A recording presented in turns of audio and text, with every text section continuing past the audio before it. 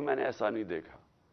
ये तो मैं शायद बनाना रिपब्लिक्स में भी ऐसा ना होता।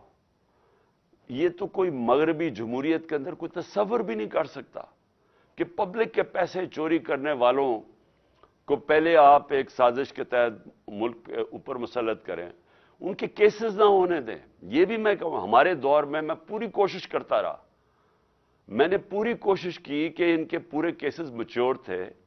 नैब के अंदर से हमें कहते थे कि केसेस मैच्योर हैं, लेकिन पीछे से हमें इजाजत नहीं है। अब पीछे से इजाजत कौन नहीं दे रहा था? जनरल बाजवा साहब। जनरल बाजवा पीछे बैठे हुए थे, वो फैसला करते थे कि कौन सी नैब ने किसके ऊपर कब कितना दबाना है, फिर कब छोड़ देना है, कब अंदर उसको डालना है। शहबाज शरीफ का ओपन एंड शट केसेस थे, उसका केस ही नहीं लगता था। हम बिल्कुल बेबस थे, प्राइम मिनिस्टर बेबस बैठा था। और ये क्या शो करता है कि यहां मुल्क के अंदर जो कानून की हुक्मरानी है वो नहीं है, ताकत की हुक्मरानी है।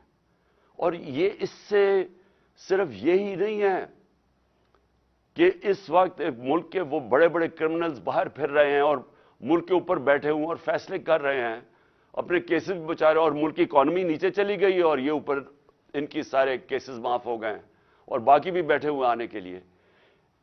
ये किसी भी डेमोक्रेटिक सोसाइटी में, आज अगर आप चाइना को कहते हैं, चलिए जी चाइना, मगरब कहता है कि वो डेमोक्रेटिक सोसाइटी नहीं है, लेकिन प्रेसिडेंट शी जिनपिंग ने 450 वजीरों को 7-8 सालों के अंदर उसने जेलों में डाला।